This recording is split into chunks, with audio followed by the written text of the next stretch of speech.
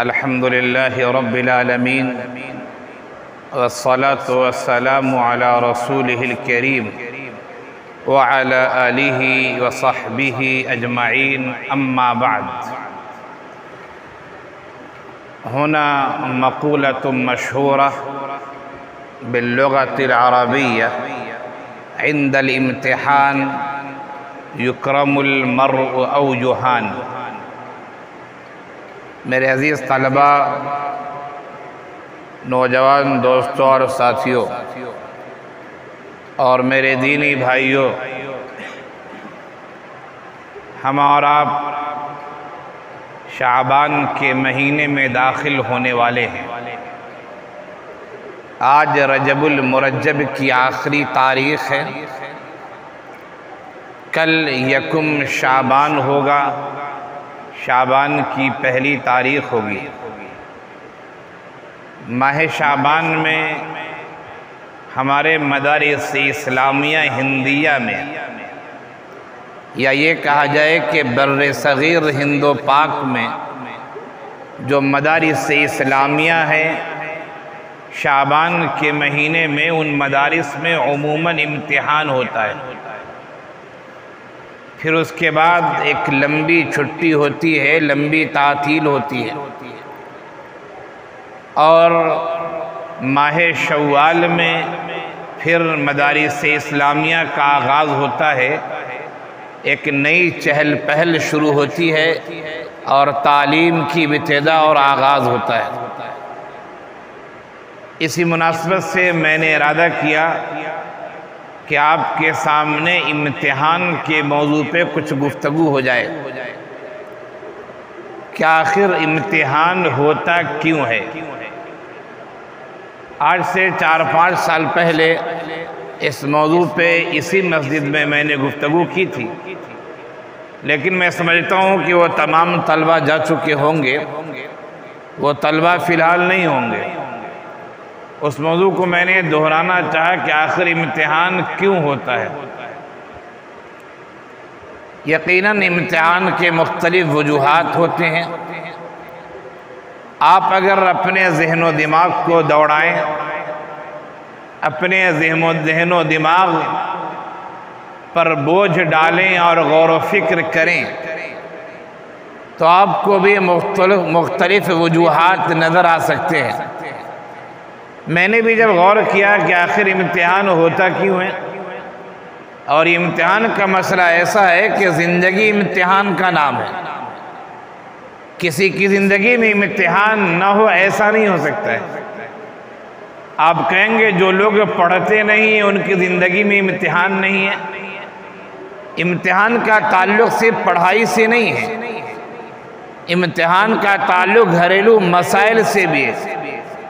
کبھی گھر میں ایسی موڑ آ جاتی ہے، ایسا مسئلہ کھڑا ہو جاتا ہے کہ کیا کریں اور کیا نہ کریں کا مسئلہ پیدا ہوتا ہے.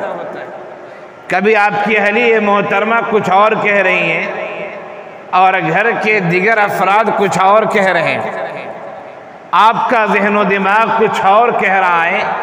آپ امتحان میں پڑ گئے ہیں، کیا کریں کیا نہ کریں. آپ کچھ اور چاہ رہے ہیں، آپ کی اولاد کچھ اور چاہ رہی ہے. آپ امتحان میں پڑ گئے ہیں کہ کون سا کام کیا جائے. آپ اچھے خاصے ہیں، صحت ہے، تندرستی ہے، اچانک آپ بیمار پڑ گئے ہیں. آپ آزمائش میں آ گئے ہیں. اگر آپ اللہ کا یہ کہا جائے کہ اللہ کی جانب سے اس بیماری کو سمجھتے ہیں اور صبر کرتے ہیں تو آپ کے درجات بلند ہوتے چلے جائیں گے. لیکن آپ شکایت کرتے ہیں تو آپ کی بیماری بڑھے گی اور آپ اس بیماری کی وجہ سے مزید مصیبت میں پھنستے چلے جائیں گے. یہ پوری زندگی کا نام ہی امتحان ہے. ہر آدمی امتحان سے گزرتا ہے.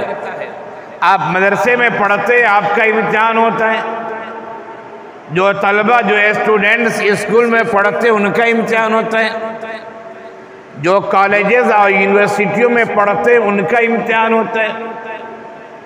جو کاروبار کرتے ہیں ان کا امتحان ہوتا ہے کہ وہ کاروبار کو کس رخ پر لے جا رہے ہیں، کاروبار سے فائدہ ہو رہا ہے یا نقصان ہو رہا ہے، کاروبار سے وہ حلال کما رہے ہیں یا حرام کما رہے ہیں، یہ ایک امتحان ہے۔ تو زندگی میں صرف وہی امتحان نہیں ہے جو ہم اور آپ ایگزامینیشن ہال میں بیٹھ کر امتحان دیتے ہیں، بلکہ زندگی میں مختلف نوعیتوں کے امتحانات ہوتے ہیں۔ ان امتحانات سے صحیح سالم گزر جانا،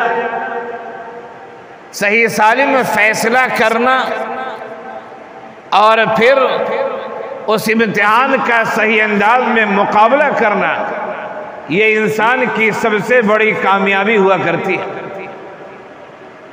آئیے ہم آگے بڑھتے ہیں اور امتحانات کے چند وجوہات پر آپ کے سامنے ہم روشنی ڈالتے ہیں کہ آخر امتحان ہوتا کیوں ہے۔ دیکھیں، امتحان کبھی ہوتا ہے وہ انسان کی ذہانت کو آزمانے کے لیے۔ اللہ کے رسول صلی اللہ علیہ وسلم تشریف فرمائے، بڑے بڑے صحابہ کرام بھی بیٹھے ہوئے ہیں، ان بڑے صحابہ کرام کے درمیان ایک کم عمر صحابی حضرت عبداللہ ابن عمر رضی اللہ عنہ بھی تشریف فرمائے۔ اللہ کے رسول صلی اللہ علیہ وسلم صحابہ کے ذہن کی پرواز دیکھنا چاہ رہے ہیں، آخر ان کا ذہن کہاں تک جاتا ہے اور یہ اپنے ذہن سے کون سی چیز ڈھونڈ کر لاتے ہیں۔ یہ ذکاوت دیکھنے کے لیے ہے، ذہانت دیکھنے کے لیے ہے۔ ایک سوال کرتے ہیں اللہ کے رسول صلی اللہ علیہ وسلم، سوال یہ ہوتا ہے کہ بتاؤ ذرا، ایک درخت ہے جو سدا بہار درخت ہے، اس کے پتے ہمیشہ ہرے بھرے رہتے ہیں، اس کے پتے کبھی سوکھتے نہیں ہیں، اس کے پتے جھڑتے نہیں ہیں، وہ درخت ہرا بھرا ہے، مضبوط درخت ہے، اور اس میں پھل بھی ہمیشہ آتا رہتا ہے۔ ایک موسم پھل کا ختم ہوا، پھر فوراً پھل آنے کی شروعات ہو جاتی، ابتدا ہو جاتی۔ صحابہ کرام کہتے ہیں کہ ہم نے اپنا ذہن دوڑایا، ہم جنگلات کے درختوں کے بارے میں غور کرنے لگے، کون سا درخت ہو سکتا ہے، اور پھر نبی اکرم صلی اللہ علیہ وسلم نے یہ بات بھی ارشاد فرمائی کہ اس درخت کی مثال مومن کی مثال ہے۔ وہ درخت جس طرح ہرا بھرا رہتا ہے، سدا بہار رہتا ہے، ایک دفعہ پھل ختم ہوا پھر دوسری دفعہ پھل آنا شروع ہو جاتا ہے، فرمایا وہ درخت خیر ہی خیر ہے، وہ مثال مومن کی مثال ہے۔ ذرا بتاؤ کون سا درخت ہے وہ؟ ذہانت آزمائی جا رہی ہے، ذکاوت دیکھی جا رہی ہے، انسان کی عقل کی پرواز کا پتہ لگایا جا رہا ہے۔ سوال کرنے والے کون ہیں؟ خیر البشر ہے، افضل البشر ہے، اور جن سے سوال کیا جا رہا ہے وہ بھی ان نسلوں میں سے جن سے بہترین نسل کوئی دنیا میں نہیں آئی ہے۔ انبیاء کرام کے بعد صحابہ کرام کا مرتبہ ہے۔ صحابہ کرام کہتے ہیں کہ ہم نے ذہن دوڑایا، لیکن ہمارے ذہن کی رسائی نہ ہو سکی۔ اللہ کے رسول صلی اللہ علیہ وسلم نے فرمایا کہ وہ درخت جس کی میں بات کر رہا ہوں وہ کھجور کا درخت ہے، کھجور کا درخت ہے، اس کے پتے ہرے بھرے رہتے ہیں، اس میں مسلسل پھل آتا رہتا ہے۔ فرمایا کہ مومن کی مثال ایسی ہے، جس طرح سدا بہار درخت ہے، خیر ہی خیر ہے، مومن بھی اسی درخت کی طرح خیر ہی خیر ہے۔ مجلس ختم ہوئی، حضرت عبداللہ ابن عمر رضی اللہ عنہ نے اپنے والد محترم حضرت عمر بن خطاب رضی اللہ عنہ سے کہا کہ ابو جان، میرے ذہن میں یہ بات آئی تھی کہ ہو نہ ہو درخت کھجور کا درخت ہوگا، لیکن چونکہ بڑے بڑے صحابہ کرام موجود تھے، بڑے کے آگے زبان کھولنے میں ہچکچاہٹ محسوس ہو رہی تھی۔ حضرت عمر بن خطاب رضی اللہ عنہ نے فرمایا، اے بیٹے، اگر تم نبی کی مجلس میں جواب دے دیتے اور یقیناً تیرا جواب صحیح ہوتا تو مجھے اتنی خوشی ہوتی کہ دنیا اور مافیا سے بڑھ کے خوشی ہوتی. دنیا کی کوئی چیز اگر ہمیں مل جاتی اس سے زیادہ خوشی ہوتی کہ میرے لڑکے نے اللہ کے رسول صلی اللہ علیہ وسلم جو جواب چاہ رہے تھے وہ جواب میرے لڑکے نے دیا تھا. میری خوشی کی انتہا نہ رہتی. امتحان ہوا ذکاوت اور ذہانت کو دیکھنے کے لیے. ہو سکتا ہے بہت سارے صحابہ کرام اس وجہ سے خاموش رہ گئے ہوں کہ اللہ کے رسول صلی اللہ علیہ وسلم کی زبان اقدس سے ہم جواب سننا چاہتے ہیں کہ اللہ کے رسول صلی اللہ علیہ وسلم کیا کہتے ہیں. بہت سارے مسائل صحابہ کرام کو معلوم ہوتے لیکن اللہ کے رسول صلی اللہ علیہ وسلم جب پوچھتے تو صحابہ کرام کہتے اللہ و رسولہ اعلم، کہ زیادہ بہتر تو اللہ اور اس کے رسول جانتے ہیں. تو میں یہ بتا رہا تھا کہ حضرت عبداللہ بن عمر رضی اللہ عنہ نے اپنے والد محترم سے کہا کہ مجھے جواب معلوم تھا لیکن مجھے بتانے میں تھوڑی جھجک ہوئی. حضرت عمر بن خطاب رضی اللہ عنہ نے فرمایا تم اگر جواب دے دیتے تو دنیا و مافیا سے زیادہ ہمیں خوشی ہوتی. یہی مثال دوستو ایک استاذ کی ہے. ایک استاذ کا پڑھایا ہوا طالب علم، اس کے طلبہ کسی مسئلے میں جواب دیتے ہیں تو استاذ کو بہت خوشی ہوتی، اس لیے کہ آپ کی نیک نامی ادارے کی نیک نامی ہے، آپ کے اساتذہ کی نیک نامی ہے. آپ کی پرواز، آپ کی اڑان جتنی اوپر ہوگی، آپ ہم جیسے چھوٹے موٹے مولوی صاحب کو بھول جائیں لیکن اللہ تعالیٰ جن کے پاس پورے اعمال کی ریکارڈ ہے، اللہ کے پاس وہ بات بھولی نہیں جا سکتی ہے کہ اس کی اگر اونچی اڑان ہے تو اڑان بھرنے کی اس نے طاقت دی ہے. وہ اس کے فلاں اساتذہ ہیں جنہوں نے انہیں طاقت دی اور علم دیا ہے کہ آج یہ اونچی اڑان اڑ رہا ہے. آپ کی نیک نامی ادارے کی نیک نامی ہے اور آپ کی ناکامی اور آپ کی بدنامی ادارے کی بدنامی اور ادارے کی ناکامی. آپ کی نیک نامی آپ کے اساتذہ کی نیک نامی ہے اور آپ کی ناکامی آپ کے اساتذہ کی ناکامی. اس لیے آپ کو بھی اپنی زندگی میں ایسا کام کرنا چاہیے جس کام سے نہ آپ بدنام ہو، نہ شریعت اسلامیہ بدنام ہو، نہ آپ کے ادارے اور آپ کے اساتذہ بدنام ہو، نہ آپ کا گھر اور آپ کا خاندان بدنام ہو. تو امتحان کیوں ہوتا ہے دوستو؟ ایک وجہ میں نے بتائی کہ ذکاوت و ذہانت کو دیکھنے کے لیے. امتحان کبھی ہوتا ہے حجت تمام کرنے کے لیے.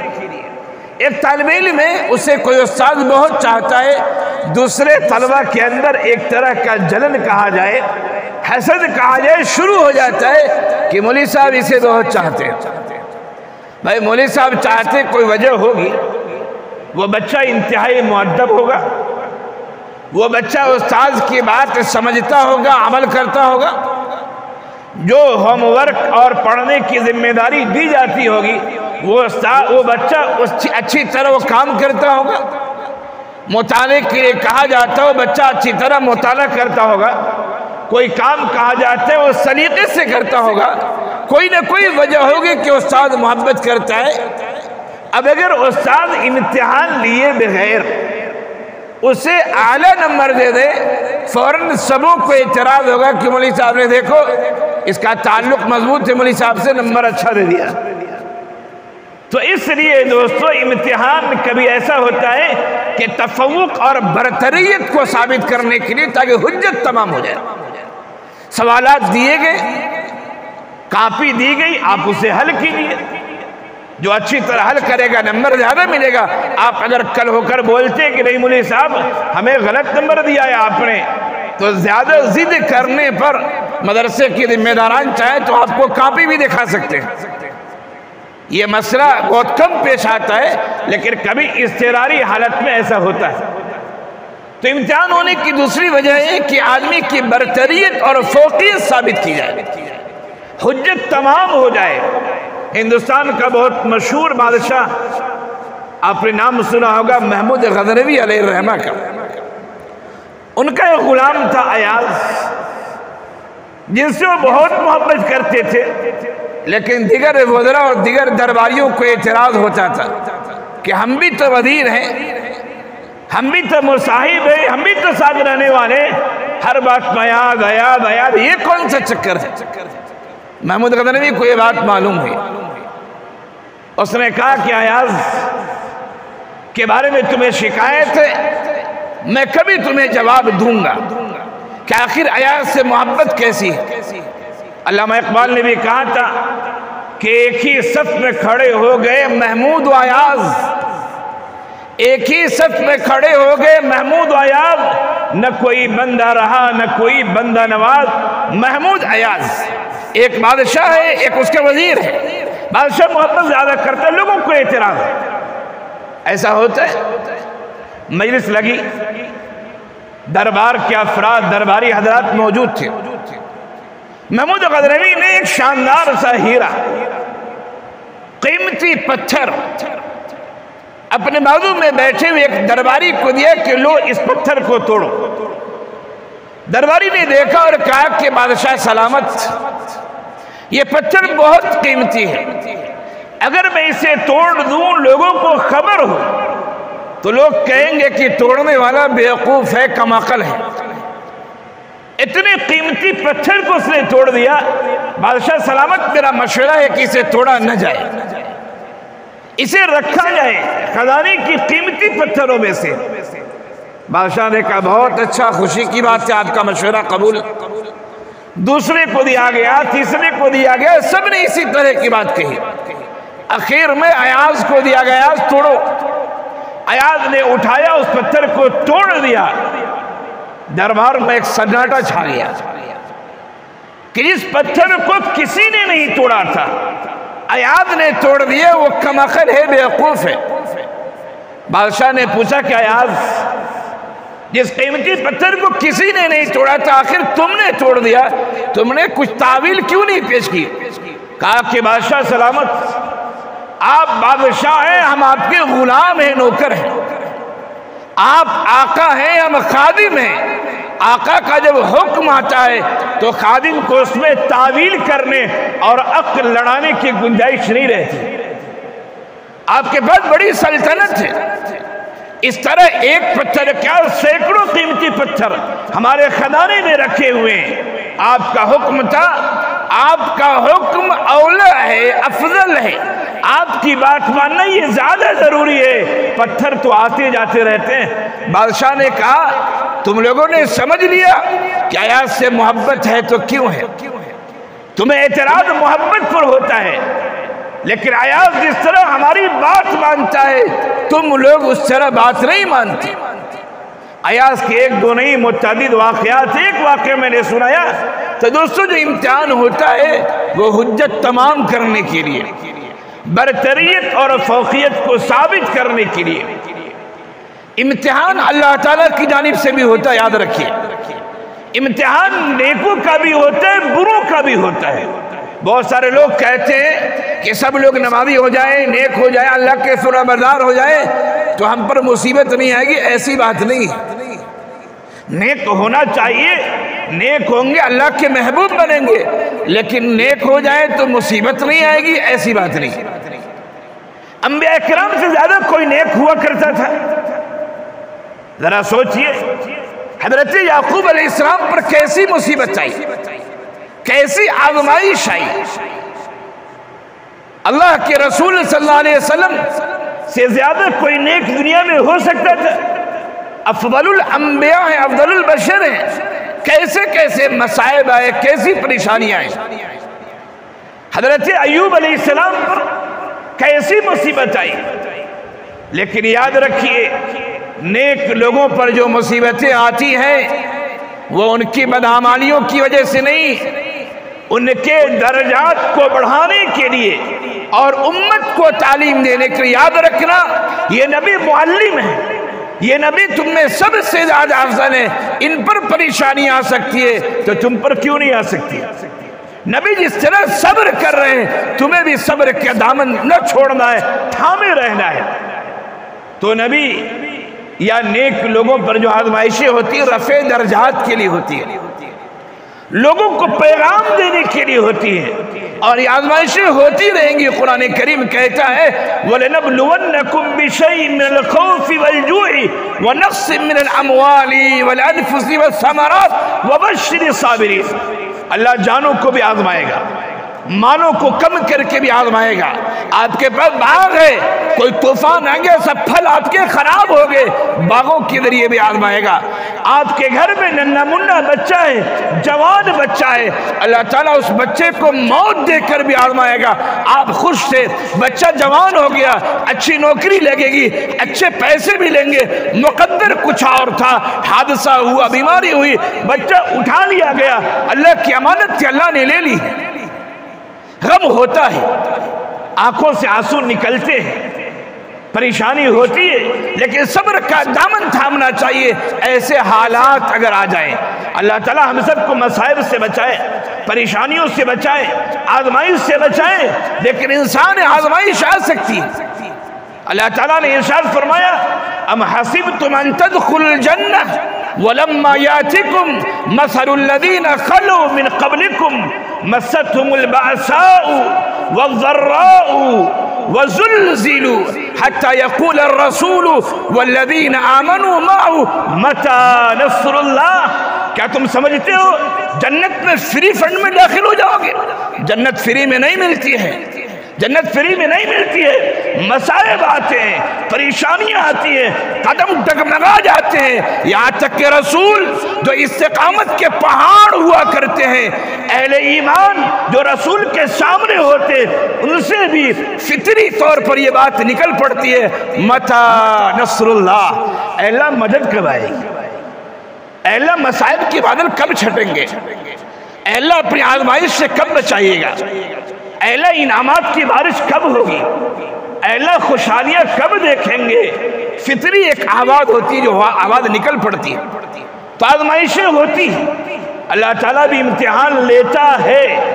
میں نے کہا کہ دعا کرنی چاہیے کہ اللہ تعالیٰ ہم سب کو عافیت کی زندگی دے، آسانی کی زندگی دے، ہر طرح کی آزمائش اور مصائب سے اللہ ہم سب کو محفوظ رکھے۔ لیکن ہم نہیں جانتے ہمارے مقدر میں کیا ہے، اگر حالات ایسے آ جاتے ہیں، اللہ کرے کہ نہ آئے، لیکن آ جاتے ہیں، صبر کرنا چاہیے۔ اللہ کے رسول صلی اللہ علیہ وسلم کا ارشاد گرامی ہے عجبا لامر المؤمن ان امرہ کلہ خیر، عجبا لامر المؤمن ان امرہ کلہ خیر، اذا اصابته السراء شکر فکان خیر اللہ، اذا اصابته الضراء صبر فکان خیر اللہ۔ مومن کا معاملہ تو عجیب و غریب، اس حدیث کی اس ٹکڑے کا میں جو ترجمہ کرتا ہوں عجبا لامر المؤمن، مومن کا معاملہ عجیب و غریب ہے۔ میں کہتا ہوں کہ مومن کے تو دونوں ہاتھ میں لڈو ہیں، مومن کے دونوں ہاتھ میں لڈو ہیں، اس کے تو چاروں ہاتھ پاؤں سر سب گھی کی کڑھائی میں۔ اگر مصیبت آتی ہے، پریشانی آتی ہے، حالات گڑبڑ ہوتے ہیں، وہ صبر کرتا ہے، اللہ تعالیٰ صبر کرنے کی وجہ سے اس کے درجات بلند کرتا ہے۔ دو لوگوں کو اتنے ثواب ملتے ہیں جو انلیمیٹڈ ہیں، غیر محدود ہیں، ورنہ ثواب کا فارمولہ اللہ کے نبی کی ہے 1 کرو گے 10 ملے گا، 10 سے بڑھا کے اللہ 700 گنا کرتے، پھر آگے جتنا چاہتے بڑھاتے ہیں۔ لیکن صابرین اور نمبر 2 پہ صائمین، روزے دار اور صبر کرنے والوں کے ثواب کی کوئی لیمٹ نہیں ہے، اللہ تعالیٰ جتنا چاہتے دیتے ہیں، عام فارمولوں سے ہٹ کے انہیں ثواب ملتا ہے۔ تو فرمایا کہ مصیبتیں آئیں صبر کرو گے خیر ہے، اور فرمایا کہ آسانی آئی ہے، خوشی آئی ہے، مسرت آئی ہے، تو پھر شکر ادا کرتے ہو خیر ہے۔ وَلَئِن شَكَرْتُمْ لَأَزِيدَنَّكُمْ وَلَئِن كَفَرْتُمْ إِنَّ عَذَابِي لَشَدِيدٌ، شکر کرو گے ہم دیتے چلے جائیں گے، بڑھاتے چلے جائیں گے، اور ناشکری کرو گے تو میری پکڑ بہت سخت ہوتی ہے، بہت سخت ہوتی ہے۔ تو میں نے بتایا کہ امتحان کبھی ذہانت کو آزمانے کے لیے، کبھی امتحان تفوق برتریت کو ثابت کرنے کے لیے، اور کبھی امتحان اللہ کی طرف سے ہوتا ہے رفع درجات کے لیے یا ہمیں اپنے گناہوں سے چوکنا ہونے کے لیے۔ ظہر الفساد فی البر والبحر بما کسبت ایدی الناس لیذیقہم بعد الذی عملوا لعلہم یرجعون۔ یہ خشکی اور تری میں جو فساد ہے وہ انسانوں کی کرتوتوں کا نتیجہ ہے۔ کیوں؟ اللہ چاہے تو ہم کو دنیا میں نعمتیں دے سکتا ہے، ہمیں کرتوت کا نتیجہ اللہ کیوں دے رہا ہے؟ فرمایا لیذیقہم، تاکہ وہ مصیبت چکھیں۔ کیوں؟ لعلہم یرجعون، شاید انہیں اپنے گناہ کا احساس ہو جائے۔ ہم نے بھائی کے حقوق بہت مارے ہیں، ہم نے والدین کو بہت ستایا ہے، ہم نے اپنی ذمہ داریوں کو صحیح طرح سے نہیں نبھایا ہے، ہم نے لوگوں کے حقوق غصب کیے ہیں۔ مصیبت آئے تو اسے اپنی بدعمالیہ کا احساس ہو جائے اور پھر لوگوں سے معافی تلافی کر کے پھر وہ اللہ والا بننے لگے۔ اس وجہ سے بھی مصیبت آتی ہے۔ آزمائشیں اللہ کی جانب سے بھی ہوتی ہے، آزمائشوں سے پناہ مانگنی چاہیے اور ہمیشہ عافیت کی دعا کرنی چاہیے۔ عافیت کی دعا، عافیت کی دعا کریں گے، سلامتی کی دعا کریں گے، یہ سب سے بہتر دعا ہے۔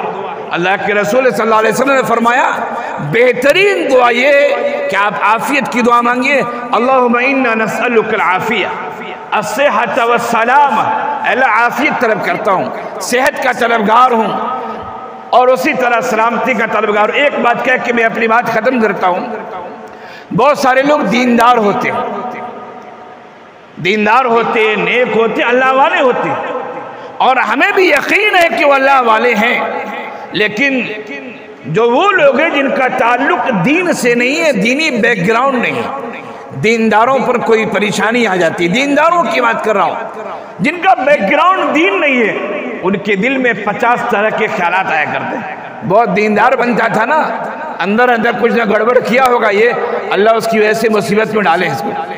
بہت دیندار بنتا تھا نا، کچھ نہ کچھ ہوگا، مال کچھ لوگ نے مارا ہوگا، کچھ نہ کوئی گڑبڑ کیا ہوگا، اللہ اسی وجہ سے ستا رہے ہیں۔ نہیں، آپ نہیں جانتے، آپ کی سوچ غلط ہے، آپ شریعت کی حکمتوں سے واقف نہیں ہیں، آپ کسی کے بارے میں غیبت کر رہے ہیں، آپ بہتان تراشی کر رہے ہیں، آپ الزام تراشی کر رہے ہیں۔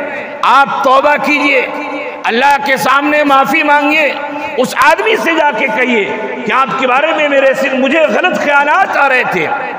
اللہ تعالیٰ جو مصیبتیں ڈالتا ہے، ترمذی شریف کی روایت ہے، وَمَن يَعْمَلْ سُوءًا يُجْزَ بِهِ، جو آدمی برے کام کرتا ہے اللہ تعالیٰ اس کا بدلہ دیتا ہے۔ قرآن کی اس آیت کی تفسیر میں اللہ کے رسول صلی اللہ علیہ وسلم نے فرمایا کہ جو آدمی مومن ہوتا ہے، ایمان ہو، صحیح معنوں میں مومن ہو، تو اللہ تعالیٰ اس پر مصیبتیں دنیا میں ڈال دیتا ہے تاکہ وہ صبر کرے گا، صبر کی وجہ سے اس کے جو گناہ تھے گناہ دھل جائیں گے، اور جب موت اسے آئے گی وہ بالکل سچا پکا صاحب ایمان ہو کے ڈائریکٹ جنت میں داخل ہو جائے گی، عالم برزخ میں جائے گا، جنت کی کھڑکی کھول دی جائے گی۔ آپ سمجھ رہے تھے برا ہو رہا، نہیں، اللہ تعالیٰ اسے دنیا میں دھل دینا چاہ رہے تھے تاکہ آخرت کی کوئی ادنا سے ادنا سزا بھی اسے نہ ملے، اسے لاحق نہ ہو۔ کبھی ایسا ہوتا ہے دوست کہ آدمی پر مصیبتیں آتی دینداروں پر، کیوں؟ تاکہ اللہ تعالیٰ اس کے درجات بلند کرنا چاہتا ہے۔ مثال کے طور پر مثال دیتا ہوں میں، آپ فلائٹ سے جانا چاہ رہے ہیں لیکن آپ کے پاس اتنا پیسہ بھی نہیں ہے کہ آپ ٹرین کے جنرل ڈبے میں جا سکیں، لیکن آپ کی اڑان ہے کہ فلائٹ سے جائیں، لیکن نہیں ہے آپ کے پاس، کیا کر سکتے ہیں؟ کبھی ایسا ہوتا ہے کہ انسان کے لیے جنت کا اعلیٰ درجہ مقدر ہوتا ہے، جنت کا اعلیٰ درجہ مقدر ہوتا ہے، لیکن آپ کے اعمال ایسے کہ آپ جنت کے ادنا درجے میں جا سکتے ہیں، اعلیٰ میں نہیں جا سکتے، تو اللہ تعالیٰ مصیبتیں دے دیتا ہے۔ اللہ تعالیٰ کبھی خوشی کے مواقع دیتا ہے کہ مصیبتوں میں صبر کرے اور خوشی کے معاملے میں وہ شکر ادا کرے۔ اس صبر کی وجہ سے اور اس شکر کی وجہ سے آپ کے درجات اتنے بڑھ جاتے کہ اللہ نے جو جنت کا اعلیٰ درجہ مقدر رکھا ہے آپ کے پاس اتنے پیسے نہیں تھے کہ آپ ٹرین کی جنرل ڈبے میں جا سکے، اور آپ کا خواب تھا کہ فلائٹ سے جائیں۔ جنت کا اعلیٰ درجہ تھا، اعمال ایسے نہیں تھے، اللہ نے ایسے معاملات آپ کے ساتھ کیے۔ شکر کے معاملات ہیں، خوشی کے معاملات آپ نے شکر ادا کیا، مصیبت کے معاملات آپ نے صبر سے کام لیا، آپ جنت کے اس درجے میں چلے جائیں گے جو آپ کے لیے مقدر ہے۔ امتحانات کیوں ہوتے ہیں؟ چند وجوہات ہم نے آپ کے سامنے رکھے۔ آپ اگر اپنے ذہنی گھوڑے کو دوڑائیں تو آپ بھی بہت ساری چیزوں تک پہنچ سکتے ہیں۔ اللہ تعالی ہم سب کو کہنے سننے سے زیادہ عمل کی توفیق عنایت فرمائے۔ وآخر دعوانا ان الحمد للہ رب العالمین۔